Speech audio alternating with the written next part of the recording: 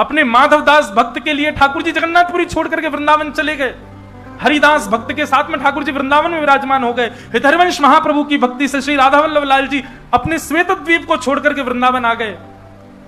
श्री हरिराम व्यास जी के लिए जुगल किशोर जी प्रकट हो गए। रूप गोस्वामी के लिए श्री राधा गोविंद देव प्रकट हो गए। सनातन गोस्वामी के लिए ठाकुर जी मदन मोहन रूप में प्रकट हो गए। मधु पंडित के लिए ठाकुर जी गोपीनाथ रूप में आ गए। और हमारे स्वामी श्री हरिदास जी के लिए ठाकुर जी श्री बांके बिहारी लाल के रूप में प्रकट हो गए। क्या आपको ऐसा नहीं लगता कि इन भक्तों को वैकुंठ के मुक्ति प्राप्त करने वाले मुक्त वैष्णवों से ज्यादा सुख यहीं पृथ्वी पर ही मिल गया? किसके बदौलत, किसके खातिर? केवल और केवल भक्ति। इसलिए कथा मुक्ति के लिए नहीं सुननी है, नाम जप मुक्ति के लिए नहीं करना है, ये पुण्य मुक्ति के लिए नहीं करने हैं। बोले ठाकुर जी मेरी जिद है, मुझे पता है मैं जो कर रहा हूं इससे मुझे मुक्ति मिलेगी, लेकिन मुझे मुक्ति नहीं चाहिए। मुझे क्या चाहिए? मेरी अंतिम श्वास निकले, मेरे अंतिम क्षण हो, मेरे प्राण निकलने वाले हो, उससे पहले मुझे साक्षात जगन्नाथ जी मेरे सामने दिख जाएं। इसके लिए मैं कथा सुन रहा हूं, इसके लिए जप कर रहा हूं, इसी के लिए सेवा कर रहा हूं। पीतांबरी कसी हो, मुखड़े पे एक हंसी हो, छवि मन में ये बसी हो, जब प्राण तन से निकले। श्री गंगा जी का तट हो, यमुना का वंशवट हो, मेरा सांवरा निकट हो, जब प्राण तन से निकले। बस हम इसी के लिए पुण्य कर रहे हैं कि नाथ आप कृपा करके पधारो बस। और परीक्षित, ये 7 दिन तुम मुक्ति के लिए मत मांगो। इन 7 दिनों में तो ऐसी भक्ति करो कि 7 दिन बाद तक्षक सर्प डसेगा, तुमको मुक्ति मिलेगी, तुमको भगवान के दर्शन होंगे। ये सोच पहले निकालो अपने अंदर से। 7 दिन बाद, मृत्यु के बाद भगवान का दर्शन नहीं करना है, 7 दिन के अंतराल में ही तुमको ठाकुर जी का दर्शन करना है, जीवित अवस्था में करना है। इस भावना से मेरे सामने बैठो। तब परीक्षित की मन बुद्धि शुद्ध हो गए, हाथ जोड़ दे, नहीं भगवान अब मुझे मुक्ति नहीं चाहिए, अब मुझे चिंता ही नहीं है मुक्ति की, अब तो केवल आप ऐसा कर दीजिए, मेरे 7 दिन की श्वास बची है, ये अंतिम श्वास जब निकले उससे पहले मुझे कोई ना दिखे, मेरे ठाकुर जी मुझको दिख जाएं, ऐसी कृपा करो। तब सुखदेव जी कहते हैं ये तो केवल भक्ति से होगा, और भक्ति तुम्हारे चित्त में प्रकट हो ये केवल भागवत जी से होगा। मैं तुमको भागवत सुनाता हूं। तब यहां से सुखदेव जी भागवत सुनाना प्रारंभ करते हैं। बोलो भागवत महापुराण की। अब आगे बंधुओं बड़ी विस्तार से कथा है और बड़ी सुंदर कथाएं हैं, पर क्या करें, सबको हम प्रणाम मात्र कर लेते हैं। तो सृष्टि प्रसंग सुनाया गया। सृष्टि प्रसंग के बाद कपिल देवूति संवाद। कपिल देवूति संवाद में भगवान कपिल ने देवूति माता से अनेक प्रश्न किए, भगवान ने सबके उत्तर दिए। तत्पश्चात ध्रुव चरित्र सुनाया गया। ध्रुव ने भगवान की प्राप्ति की, वन में जाकर के ठाकुर जी को अत्यंत आनंदित करके प्रसन्न किया। और ध्रुव ने अपनी भक्ति में भगवान से व्यसन मांगा, एडिक्शन। ठाकुर जी, मुझे इतनी अच्छी बात लगती है ध्रुव जी की। ध्रुव जी भगवान से कहते हैं, भगवान कहते हैं वरदान मांगो। ध्रुव क्या चाहिए? तो ध्रुव जी कहते हैं कि भक्ति मुह प्रवहता त्वयि में प्रसंगो भूयादनंत महता ममलाशयाना ये नांजसोल्वण मुरु व्यसनम भवाब्धिन निश्चय भवत गुण कथा मृतपान मत। देखो, एक बात मैं 2-3 कथाओं से कहता आया हूं, आपको भी कहूं। भक्ति में यह जरूरी नहीं कि आप कितनी देर बैठते हो ठाकुर जी के सामने। भक्ति में यह जरूरी नहीं आप कितनी परिक्रमा लगाते हो। भक्ति में यह जरूरी नहीं आप कितनी माला करते हो। भक्ति में यह जरूरी नहीं आप ठाकुर जी का कैसा श्रृंगार करते हो, कैसा भोग पधराते हो। ये सब आवश्यक नहीं है। भक्ति में आवश्यक क्या है? आपका प्रस्तुतिकरण कैसा है, आप ऑफर कैसे करते हो ठाकुर जी को। जो भी कर रहे हो वो किस प्रकार से, आपके भाव कैसे हैं उस समय। हम लोग करते हैं ना कि लोगों से पूजा करते हो, सुबह सुबह कुछ करते हो, पढ़ो, हाँ हनुमान चालीसा करता हूँ। दूसरे दिन सुनने बैठो, कैसे करता हूँ, जन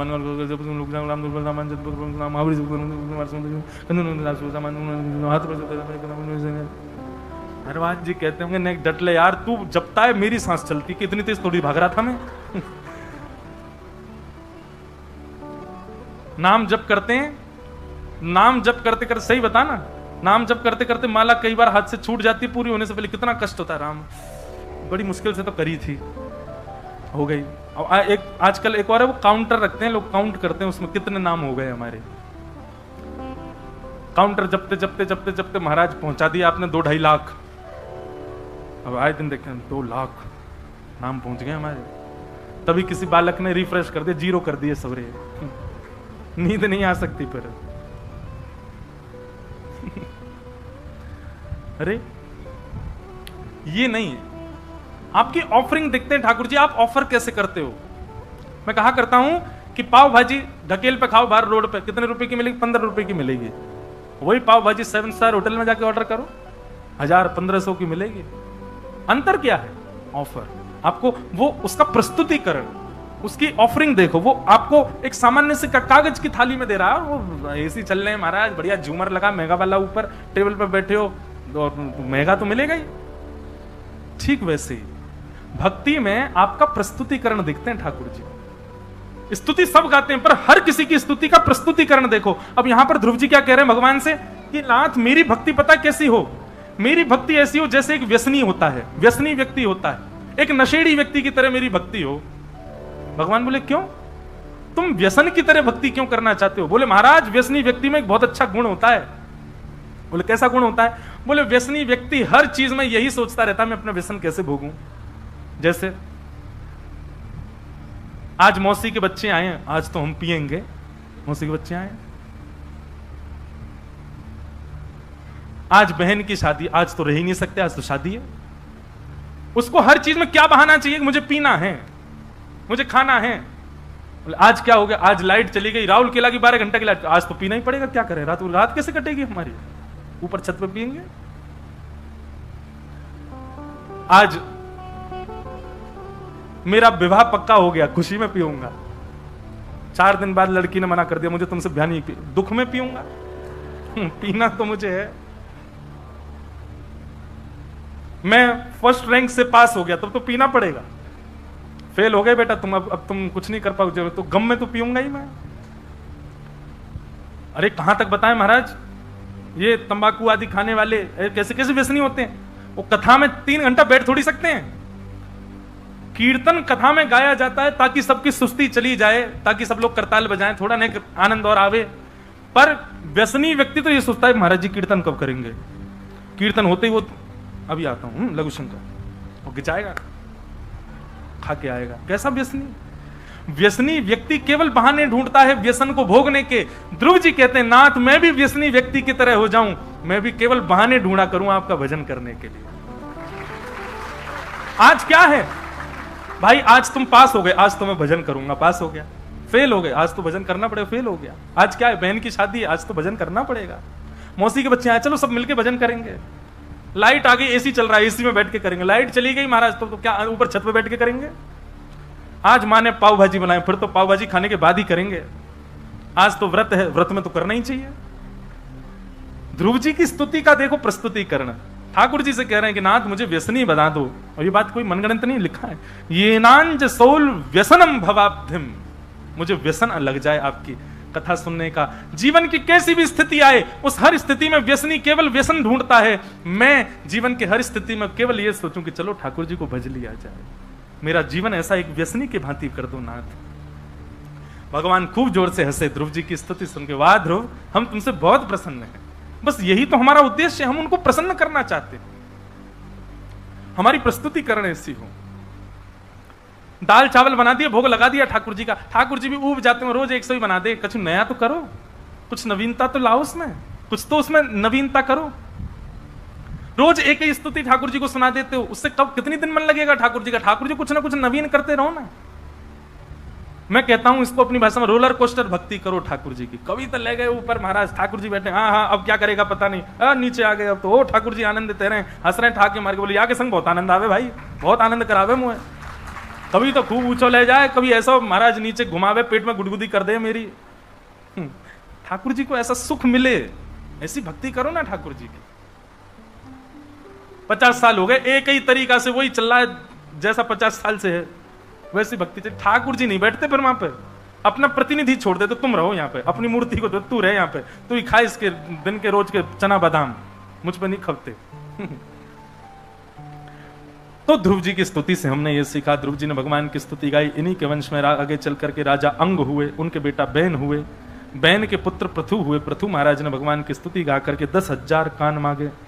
ऐसे पृथु महाराज को हम प्रणाम करते हैं। फिर आगे चल करके महाराज भूगोल खगोल का वर्णन किया गया और नरकों का वर्णन करते हुए अजामिल उपाख्यान सुनाया गया। तत्पश्चात वृत्रासुर की स्तुति सुनाई। वृत्रासुर ने भगवान की स्तुति गाई है। अहम हरे तव पादैक मूल दासानुदासो। जितने भी वैष्णव यहां बैठे हैं, वृत्रासुर की स्तुति निकालिए प्रिंट और याद कीजिए, रोज गाया कीजिए अपने ठाकुर जी के आगे, और अर्थ आज सुनकर के जाइए वृत्रासुर कहता क्या है अपने ठाकुर जी से। श्रीमद वल्लभाचार्य जी महाराज कहते हैं हर वैष्णव को निष्काम भक्ति किसको कहते हैं, ये वृत्रासुर से सीखो। वृत्रासुर की कथा भी कई बार मैंने विस्तार से सुनाई है। यहां हम अन्य कथाओं का विस्तार करेंगे राहुल किला में, जो जो हमके रह जाती हैं कथाओं में। आज तो नंदोत्सव कर दें, फिर कल से वेणु गीत युगल गीत प्रयास करेंगे, अगर उनका विस्तार हो पाया तो उन्हीं का भाव रखेंगे। और कल कथा में श्री गिरधर लाल जी भी पधारेंगे। बोलो गिरधर लाल प्यारे की। कल एक कोई टीवी या 2 टीवी ऐसे लगवा देना इधर, क्योंकि हमारे लाल जी छोटे से दूर से दिखेंगे नहीं, तो एक टीवी में कैमरा वाले भैया थोड़ा फोकस करके दिखाएंगे तो आप सबको दिख जाएंगे। कल ही आएंगे ना, कल पधारेंगे। कल श्री गिरधर लाल जी पधारेंगे। 56 भोग यहाँ होगा उनका, बड़े आनंद के साथ हम लोग करेंगे उत्सव। तो वृत्रासुर क्या कहता है, बहुत ध्यान से सुनो। अहम हरे तव पादैक मूल दासानुदासो भवतास्मि भूय मनस्मरेता सुपतिर्गुणांस्ते गृणीत वा कर्म करो दुकाय। वृत्रासुर कहता है नाथ मुझ पर ऐसी कृपा कर दो, मैं आपके दासों के दासों के दासों के दासों का दास बन जाऊं, ऐसी कृपा करो। बंधुओं, ठाकुर जी का दास बनना बहुत इजी है, बहुत सबसे सरल काम है जगन्नाथ भगवान का दास बनना, और सबसे कठिन क्या है, भगवान के दासों का दास बनना। क्यों? आप जानते हो क्योंकि कि आप जगन्नाथ जी को कुछ भी ऑफर करोगे, कुछ कहेंगे थोड़ी सब स्वीकार कर लेंगे, पर उनके दास तो आपको टोक देंगे। गले में सूखी माला पहना दी, तुरंत उतार के धर देंगे। भोजन में यदि रोटी जली भई तो पाएंगे नहीं, छेना पूड़ा ज्यादा ही जला हुआ तो कौन खाएगा। एक जगह मैं गया, वहां छेना पूड़ा, बोले महाराज जी खाओ। मैंने कि अरे भैया हम बहुत खा लिए, बहुत दिन से खा। नहीं ये तो खाने पड़ेगा। अब अंदर अंदर का तो खा गए, वो बाहर जला हुआ छोड़ दिया। बोले ये नहीं खा, ये तो सबसे ज्यादा इंपॉर्टेंट होता है। अब वो इतना जला हुआ था कि उसको कैसे खाया जाए। खा तो गए, पूरा मुंह काला पड़ गया। तो भाई ठाकुर जी खा सकते हैं, ठाकुर जी सब प्रकार की आपकी सेवा स्वीकार कर लेंगे, पर वैष्णव की सेवा करोगे, वैष्णव तो टोक देगा आपको।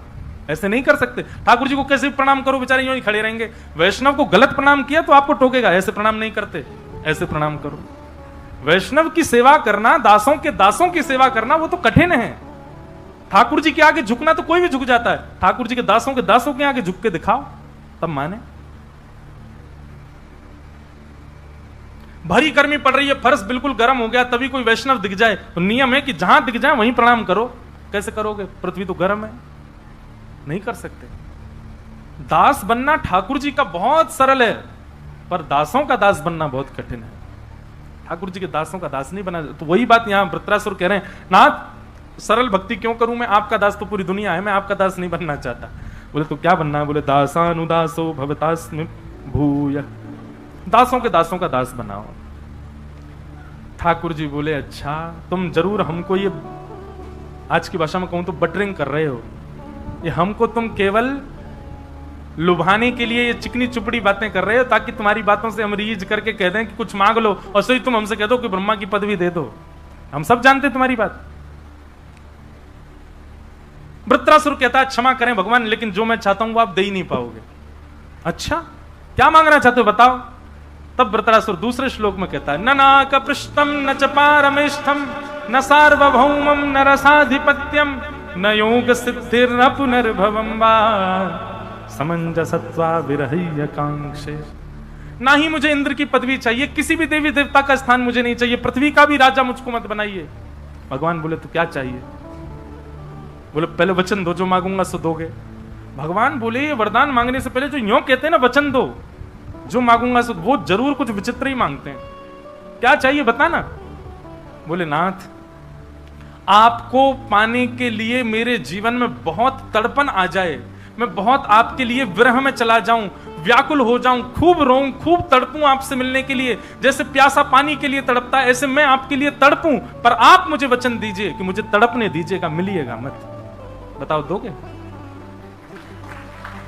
ठाकुर जी तब दोगे भाई, ये कैसी भक्ति तेरी? भजन करेगा, मुझे पुकारेगा, भजेगा, पर ये भी चाहता है कि मिलना मत। क्यों? क्योंकि ठाकुर जी जब आपसे मिलने की तड़प होती है ना, तो रोम रोम को आप स्पर्श करते हो, पर जब आप मिल जाते हो तब केवल आंखों को दिखाई देते हो। दर्शन जब होता है तो केवल नेत्रों को दिखाई देते हो, लेकिन जब विरह होता है तो बुद्धि, मन, कान, आंख, जिह्वा, हाथ, पैर, समस्त इंद्रियां केवल यही बचती हैं कि कब मिलेंगे, कब मिलेंगे, कब मिलेंगे। नाथ, मैं केवल नेत्रों को सुख नहीं देना चाहता, मैं तो सर्वांगीण अंग से आपका होना चाहता हूं, और सर्वांगीण अंग आपको तब याद करता है जब आप सामने नहीं होते, इसलिए मुझे आपका विरह चाहिए। समंजसत्वा विरह एकांश।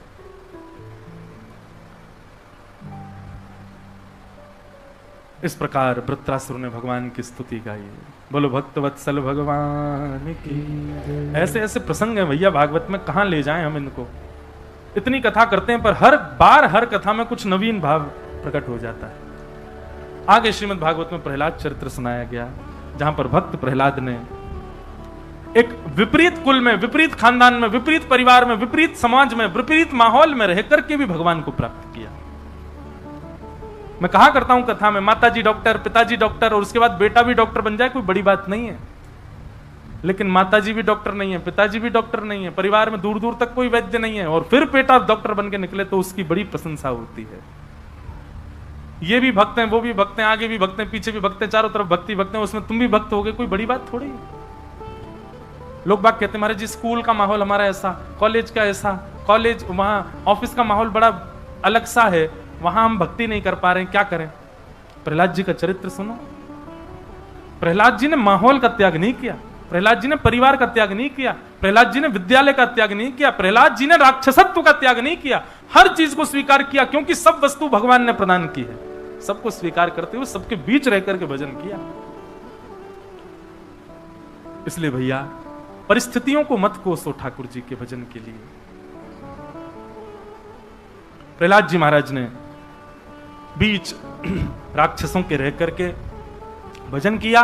आज पिता ने प्रहलाद जी को पकड़ करके कहा, तेरा स्वामी, तेरा नाथ हरि कहां है, बता, मैं आज उसको देखूं। बोले खंबायु अग्निम सलिलम महिम च ज्योतिम से सत्वानि दृशो द्रुमादिन यत्किंच भूतम प्रणमेदनन्यम। पिताजी, सरित्स्र मुद्रांश हरे शरीरम, संसार में दिखने वाली हर वस्तु हरि का शरीर है, सब कुछ हरि है, सब जगह वो विद्यमान है। बोले अच्छा इस खंबे में है? बोले हाँ मुझे दिख रहे हैं। जैसे ही खंभ भेदन किया भगवान नृसिंह प्रकट हो गए। बोले नृसिंह भगवान की। क्या नृसिंह भगवान खंभों में रहते हैं? नहीं, खंबे में नृसिंह भगवान नहीं है, प्रहलाद के विश्वास में नृसिंह भगवान है। प्रहलाद का भरोसा है कि यहां नृसिंह है, इसलिए भगवान वहां नहीं जहां मंदिर, भगवान वहां जहां आपका विश्वास। प्रयागराज में एक सेठ जी थे, उनकी बहुत बड़ी संपत्ति थी, उनकी कोई संतान नहीं थी, तो उन्होंने कुंज बिहारी भगवान का मंदिर बनवा दिया। दोनों पति पत्नी मिलकर के कुंज बिहारी भगवान की सेवा करते, उन्हीं को ही अपना पुत्र मानते थे। विश्वास कितना प्रबल होता है देखो, बिल्कुल सत्य घटना है और ज्यादा 50-60 साल पुरानी घटना है। कुंज बिहारी भगवान को ही अपना पुत्र मानते थे। गांव के लोगों ने सेठ जी से एक दिन कहा कि भैया तुम्हारी इतनी संपत्ति, इतना व्यापार, इतना सब कुछ, तुम्हारा बड़ा वैभव है गांव में, कोई बालक गोद ही ले लो, उसके नाम सब कर जाना। सेठ जी बोलते अरे बालक की क्या जरूरत है, कुंज बिहारी मेरे पुत्र हैं, सब इन्हीं का है, जितनी खेती बाड़ी, जितनी संपत्ति, जितना सब कुछ इनके नाम कर दूंगा। एक वयोवृद्ध हंस करके कहने लगा, बोले संपत्ति तो इनके नाम कर जाओगे, पर पुत्र के और भी काम होते हैं, वो कौन करेगा? बोले तुम्हारे कौन करेगा? बोले हमारे तो पुत्र हैं। बोले मेरे पुत्र कुंज बिहारी हैं, वो करेंगे मेरे सारे काम। बोले अरे काम तो सुनो। बोले बताओ। बोले पिता की मृत्यु पर पुत्र आकर के अंतिम संस्कार करता है, तुम्हारे कुंज बिहारी करेंगे तुम्हारा संस्कार? एक क्षण के लिए कुंज बिहारी की ओर देखा और नेत्रों में आंसू भर आए सेठ जी के। बोले कि मैं देखने के लिए बैठा तो नहीं रहूंगा तब, पर तुम लोगों को दिखेगा, मेरा संस्कार यही करेंगे आकर के। कह दी उन्होंने बात, सबने मजाक में ले ली, चले गए। 20-22 वर्ष बाद जाकर के सेठ जी की मृत्यु हुई। और जब मृत्यु हुई तो कोई तो था नहीं उनके परिवार में। गांव के लोगों ने अर्थी बनाई, गांव के लोगों ने सब काम किए, गांव के लोगों ने चिता बनाई। बस उन सेठ जी का एक काम था कि वो शाम को गांव के सारे बच्चों को बैठा करके सबको रेवड़ियां बांटते थे, किसी को कुछ देते थे, मीठा खिलाते थे, सबसे बहुत प्रेम था। तो सब बच्चे उनकी शव यात्रा में गए और सब बच्चे खूब रो रहे थे। उन्हीं बालकों में एक छोटा सा बालक, जब चिता पर सेठ जी का शरीर रख दिया तो वो बालक उनके पैर के अंगूठे को पकड़ करके गए, सेठ जी आप अब मुझे दूध कौन पिलाएगा? रात में मुझे बैठा के दूध कौन पिलाएगा? सेठ जी मुझसे बातें कौन करेगा? सेठ जी मुझे कौन भोग लगाएगा? गांव के लोग बोले सेठ जी का बच्चों से बड़ा प्रेम है, भैया एक काम करो, इन्हीं बालकों में किसी से अंतिम संस्कार करवा दो सेठ जी का। 20-22 साल पहले सेठ जी ने कहा था, किसी को इतना याद भी नहीं। तो वही बालक जो अंगूठा पकड़ के रो रहा था, उसी बालक को अग्नि दे दी। बोले तुम ही संस्कार करो। बता दिया, उन्होंने संस्कार किया। संस्कार के बाद सब लोग बोले भैया यमुना जी में स्नान करो, एक एक गोता लगा के अपने अपने घर चलो। सबने गोते लगाए। जैसे ही उस बालक ने गोता लगाया सब बाहर आ गए, लेकिन वो बालक बाहर नहीं आया। खूब ढूंढा गोताखोरों ने, लेकिन बालक नहीं मिला जमुना जी के अंदर। तब वयोवृद्धों को याद आया, बोले सेठ जी कहते थे मेरा संस्कार तो कुंज बिहारी करेंगे। अरे भाई दौड़ करके चलो सेठ जी के मंदिर में, कुंज बिहारी है कि नहीं देखो वहां जाकर के। सब दौड़ करके गए तो क्या पाया, कुंज बिहारी तो खड़े थे, पर सिर से लेके पैर तक जितने वस्त्र थे सब यमुना जी के जल चुचा रहा था सबसे। मानो उन सेठ जी का संस्कार करके ठाकुर जी आए।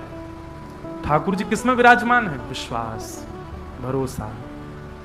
भरोसा होगा, मानो तो मैं गंगा मां हूं, ना मानो तो बहता पानी। विश्वास है तो जगन्नाथ है, विश्वास नहीं है तो दारू, दारू ब्रह्म है, लकड़ी के समान है। विश्वास। प्रहलाद जी ने कहा कि हां ठाकुर जी हैं। खंभ भेदन करके भगवान नृसिंह प्रकट हो गए और प्रकट होकर के हिरण्यकश्यप का वध कर दिया। प्रहलाद जी ने स्तुति गाई, भगवान ने उन पर अनुग्रह किया। बोलो भक्तवत्सल भगवान की जय। गजेंद्र मोक्ष की कथा सुनाई गई, बलि वामन अवतार सुनाया गया, और सब सुनाते हुए नवम स्कंद में गंगा जी का प्रादुर्भाव, श्री राम जन्म की कथा और श्री राम अवतार का मंगल विषय सुनाया गया। एक श्लोक में संपूर्ण राम कथा है। सब लोग प्रणाम करो राम जी को। गुरुवर थे त्यक्त राज्यो व्यचरितनुवनम पद्म पद्भ्याम प्रियाया पाणिस्पर्शा क्षमाभ्याम रजत पथरुजो यो हरीन्द्रानुजाभ्याम वैरूप्या शूर्पणख्या प्रिय विरहरुषारोपित भ्रूविजम्भ तस्ताब्धिर्बद्ध सेतु खलदवदहन कौशलेन्द्रोवतान्न। बोलो राजा रामचंद्र भगवान की जय। भगवान श्री राम का मंगल विषय यहां सुनाया गया। 2 अध्यायों में श्री राम कथा सुनाई गई। तत्पश्चात यहां पर चंद्रवंश की कथा सुनाई और उसी चंद्रवंश में प्रकट हुए भगवान श्री कृष्ण। अब यहां से 10वां स्कंद प्रारंभ होता है कि कथितो वंश विस्तारो भवता सोम सूर्ययो राज्ञां चोभय वंशानां चरितम परमाद्भुतम। 2 श्लोकों में संपूर्ण कृष्ण कथा सुनाकर के श्री सुखदेव जी महाराज विश्राम ले लिए। परीक्षित जी ने चरणों में प्रणाम करते हुए कहा, भगवान 2 श्लोकों में आप कृष्ण कथा मत सुनाओ। आपने इतने सारे राजाओं की कथा विस्तार से सुनाई, मैंने सबको सुना, पर जिनकी कथा सुनने के लिए मैं यहां बैठा हूं उनकी कथा विस्तार से सुनाओ। अरे कहा तो मैं पहले मुक्ति की कामना कर रहा था, आपने ही कहा कि भक्ति मांगो, और जब भक्ति मांग रहा हूं तो आप उन कृष्ण की कथा 2 श्लोकों में सुना रहे हो। मथुरा में जन्म लिया, गोकुल में ये किया, वृंदावन में ये किया, मथुरा में जाकर कंस को मारा, द्वारिका में ये लीला, और ये सारी बातें आप 2 शब्दों में सुना करके ऐसे शांत मत कीजिए भगवान, विस्तार से सुनाओ।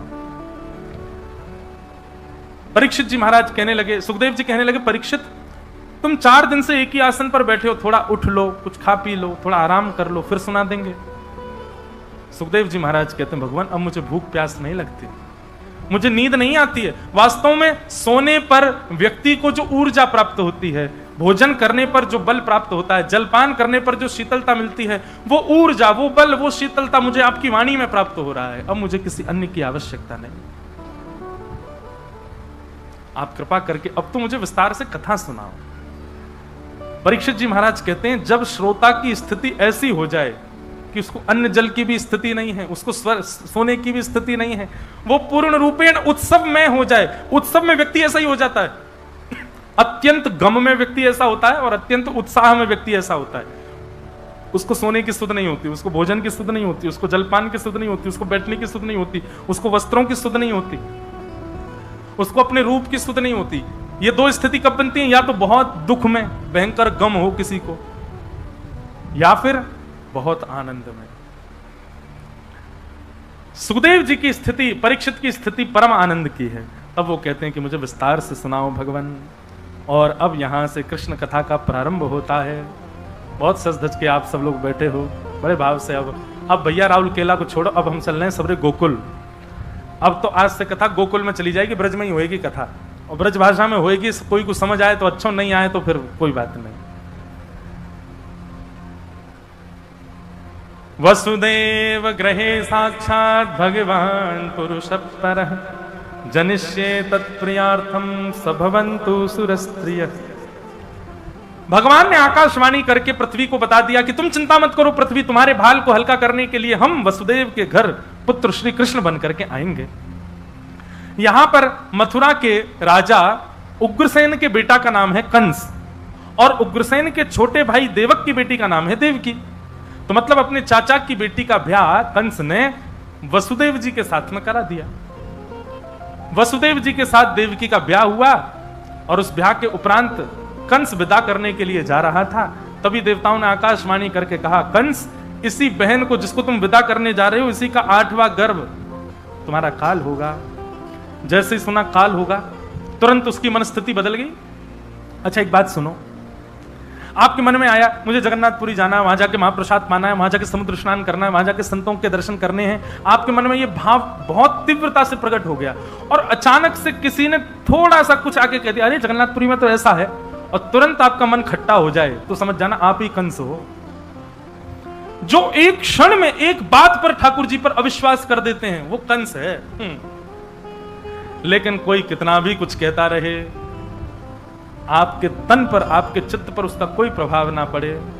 ठाकुर हमरे रमण बिहारी, हम हैं रमण बिहारी के, साधु सेवा धर्म हमारा, काम न दुनियादारी से। कोई भला कहे चाहे बुरा कहे, हम हो चुके रमण बिहारी के, साधु सेवा धर्म हमारा, काम न दुनियादारी से। ठाकुर हमरे रमण बिहारी, हम हैं रमण बिहारी के। भैया ठाकुर जी के प्रेम में और संसार प्रेम में अंतर कहां रहा?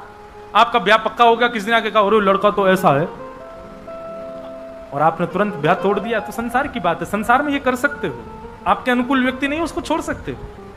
पर एक बार ठाकुर जी के हो गए, उसके बाद ठाकुर जी पर संशय होना, ये तो राक्षस बुद्धि है। आपसे किसी ने आकर के वृंदावन की बुराई कर दी, आपसे किसी ने आकर के कथा कहने वालों की बुराई कर दी, और आपने कथा में जाना ही बंद कर दिया उसकी वजह से। आप ही तो कंस ने भी तो यही किया था, अपनी बहन को विदा करने जा रहा था, अच्छा काम कर रहा था। देवताओं ने केवल इतना कह दिया, इसी बहन का 8वां गर्भ तेरा काल होगा। बोले मैं बहन को ही मार दूंगा, तो गर्भ होगा ही नहीं। ये कंस नहीं है तो कौन है?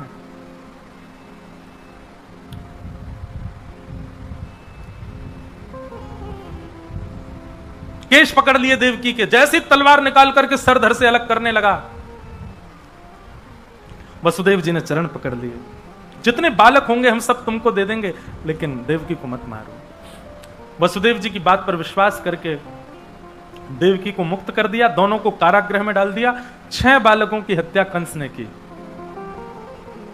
और 7वें बालक के रूप में स्वयं शेषनाग भगवान ही शेषावतार बलराम जी के रूप में पधारे। परंतु कुछ महीना देवकी के गर्भ में रहे होंगे, भगवान को मन में आया कि भाई ये बलराम जी हैं, बड़े क्रोधी हैं, जन्म लेते ही मार देंगे कंस को, और इन्होंने कंस को मार दिया तो जो काम हमको करना है वो तो हो ही नहीं पाएगा। योग माया को बुलाया, वैष्णो देवी को बुला करके कहा कि आप जाइए, जाकर के हमारा एक काम कर दीजिए। बोले क्या? दाऊ दादा को देवकी मैया के गर्भ से स्थानांतरित करके रोहिणी मैया के गर्भ में पहुंचा दो। रोहिणी भी वसुदेव जी की पत्नी है, और ऐसा वर्णन आता है कि वसुदेव जी महाराज हर महीना 2 महीना में उनकी 7 पत्नियां थी, वो अपनी पत्नियों से मिलने जाते थे। कंस इतना तो दया करता था, मेरे जीजा जी हैं, इनको थोड़े दिन के लिए जाने, कुछ क्षण के लिए जाते थे। भगवान ने कहा रोहिणी मैया गोकुल में रहती हैं यशोदा मैया के पास, और वो देव की इनकी वसुदेव जी की पत्नी है। हे योग माया, आप कृपा करो और बलराम जी को रोहिणी मैया के गर्भ में पहुंचा दो। तो बलराम जी की दोनों मैया हैं, देवकी भी मैया हैं और रोहिणी भी मैया है, दोनों के गर्भ में रहे हैं। इसीलिए उनका नाम शंकरषण, उनका एक गर्भ से आकर्षण करके दूसरे स्थान पर उनको भेजा गया है। कंस को पता चला 7वां बालक गर्भ में ही खत्म हो गया, और 8वें बालक के रूप में भगवान श्री कृष्ण पधार रहे हैं। भादों का महीना, अष्टमी तिथि। कंस ने महाराज द्वारपाल बढ़ा रखे हैं, सैनिक बढ़ा रखे हैं, 2-2 ताले लगवा रखे हैं, कहीं से भी मेरा शत्रु निकल के भाग ना जाए। लेकिन जिस दिन ठाकुर जी का प्रादुर्भाव हुआ, उस दिन ऐसी ब्यार बह रही है, ऐसी हवा चल रही है कि उसमें इतनी अच्छी सुगंध है, उसका स्पर्श अच्छा लग रहा है, उसकी सुगंध अच्छी लग रही है, सबको बहुत सुख लग रहा है। सब आज चैन की नींद में सो रहे हैं, सबको इतनी गहरी नींद आई है कि महाराज जो जहां बैठा है उसको ऐसा लग रहा है यही मखमली गद्दा, यहीं सो जाओ। बारिश के बाद एक ऐसा माहौल हो जाता है, वातावरण, ऐसी हवा चलती है, खिड़कियां खोल देते हैं लोग, पंखे बंद कर देते हैं, उस दिन सबको सुख लगने लगता है। ऐसा ही सुख का वातावरण पूरे गोकुल में, पूरे ब्रह्मांड में हो गया। गहरी निद्रा में कंस सोए हैं, सारे सैनिक सोए, द्वारपाल सोए, सब सोए हैं, केवल वसुदेव और देवकी जागे हैं। और जैसे ही भादों का महीना, अष्टमी तिथि, अर्धरात्रि का समय हुआ, एक दिव्य तेज देवकी मैया के गर्भ से प्रकट हुआ और शंख चक्र गदा पद्मधारी श्री बाल कृष्ण प्रभु प्रकट हो गए। बोलो बाल कृष्ण लाल की जय। हाथ जोड़ करके सब लोग प्रणाम करो। तम अद्भुतम बालकमम्बुजक्षणम चतुर्भुजम शंख गदायुधायुधम श्रीवत्सलक्ष्मं गलसौभकौस्तुभम पीतांबरम सांद्रपयोदसौभगम। ठाकुर जी का चित्र अपने मन में बनाओ। कैसे हैं ठाकुर जी? बोले नन्हे से बालक हैं ठाकुर जी, लेकिन ठाकुर जी की 4 भुजा हैं और चारों भुजाओं में शंख चक्र गदा पद्म धारण किया है। नन्हे से ठाकुर जी हैं लेकिन पीतांबरी पहन के आए हैं। नन्हे से ठाकुर जी हैं, पीली धोती पहन के आए हैं। नन्हे से ठाकुर जी हैं लेकिन ऐसा लग रहा है चंदन की इत्र लगा के आए हैं। घुंघराले केश हैं, सिर पर मुकुट धारण किया है, गले में कौस्तुभ मणि पहन करके भगवान आए हैं। देवकी मैया और वसुदेव जी ने प्रणाम किया और देवकी मैया ने प्रार्थना की, भगवान आपने बड़ी कृपा की कि आप हमारे यहां संतान बन के आए, लेकिन अनुभव तो पूरा पूरा कराओ, फीलिंग तो आ ही नहीं रही है। बोले क्यों? कपड़े पहन के कौन सा बालक आता है? और 4 भुजाओं में कौन सा बालक जन्म लेता? और बालक जन्म लेती खड़ा हो गया सामने। वो तो देवकी मैया थी, आजकल की मैया होती है, जन्म लेती बालक खड़ा हो जाए तो प्राण त्याग दे भैया। मैया बोली कौन आ गया ये? ठाकुर जी। ऐसा अनुभव तो कराओ कि आप बालक बन के आए हो। भगवान बोले देखो, हम पूर्ण रूपेण यदि लीला में प्रवेश कर गए तो फिर पूरी लीला करेंगे, और पूरी लीला करेंगे तो फिर लीला हमारी थोड़ी बड़ी है, हमको कुछ दिन के लिए ब्रज भेजना पड़ेगा आपको। ब्रज में जाएंगे, ब्रजवासियों का प्रेम लेकर के, वहां बढ़िया माखन मिश्री खाए करके, और महाराज थोड़े 11 वर्ष की आयु हो जाएगी, नहीं थोड़े बड़े हो जाएंगे, तब आएंगे, तब आकर के कंस को मारेंगे। इतने दिन का वियोग सह पाओ मैया तो बताओ। देवकी मैया बोली आप जीवन पर्यंत पुत्र के रूप में प्राप्त हो गए, उसके लिए 11 वर्ष के लिए यदि तप करना पड़े तो मैं करूंगी, पर आप बालक बनो। भगवान बोले तो वसुदेव जी सुनिए, हम अभी बालक बन जाते हैं, मैया अपना पयोधर पान करा देगी, फिर आप ये डलिया में हमको लिटा करके गोकुल छोड़े आना, और गोकुल में एक बालिका ने जन्म दिया है उसको ले आना, और फिर हम 11 वर्ष 56 दिन बाद आएंगे लौट करके। भगवान ने दुग्धपान किया, देवकी मैया के नेत्रों से आंसू गिरने लगे। ठाकुर जी को अपने वक्ष से लगा करके यशोदा मैया, देवकी मैया इतनी प्रसन्न है। परब्रह्म को पुत्र के भांति अपनी गोद में खिला रही है। वसुदेव जी बोले, भगवान आपने आज्ञा तो कर दी, पर मेरे हाथों में हथकड़ियां, पैरों में बेड़ियां, इतने दरबान कैसे लेके जाऊं? भगवान बोले, यही गलती करता है भक्त मेरे पास आने में, अपने बंधन गिनाता है मुझको। परिवार का बंधन, व्यापार का बंधन, पत्नी का बंधन, बच्चों का बंधन, ये बंधन वो बंधन, कैसे आऊं? ठाकुर जी कहते हैं, तुम केवल मेरे पास आओ, बंधन तोड़ने की जिम्मेवारी मेरी, बंधन खोलने की जिम्मेवारी, तुम बस चले आओ। वसुदेव जी बोले, तो भगवान क्या करना है? बोले, केवल मुझको गोद में ले लीजिए, बाकी सब हम कर लेंगे। और जैसे ही भगवान को गोद में लिया, हाथ की हथकड़ियां खुल गई, पैरों की बेड़ियां खुल गई, चट्ट चट्ट सारे ताले खुल गए, सारे बंधन भगवान ने छोड़ दिए, खोल दिए। यही करते हैं, आप बंधन मत गिनाओ ठाकुर जी को। ठाकुर जी हमारे पति से कहो ना हमको आन दिया करें, ठाकुर जी हमारी पत्नी को आप अपना भक्त बना लो, हमारे बच्चे आपके पास आते हैं तो ऐसा कहते हैं माता जी पिता ही पागल हो गए, बच्चों की वजह से हम नहीं। अरे ये सारे बंधन मत गिनाओ ठाकुर जी को, आप केवल चले जाओ, बाकी सुधारने संवारने की जिम्मेवारी ठाकुर जी की है, ठाकुर जी देख लेंगे बंधनों को। वसुदेव जी लेकर के ठाकुर जी को जा रहे हैं गोकुल की ओर। मंदम मंदम जलधारा, मंदम मंदम जलधारा गिर रही है, और मानो देवता आकाश में कह रहे हो, स्वागतम कृष्णा, स्वागतम कृष्णा, स्वागतम कृष्णा, स्वागतम कृष्णा, ओ स्वागतम कृष्णा, स्वागतम कृष्णा, स्वागतम कृष्णा,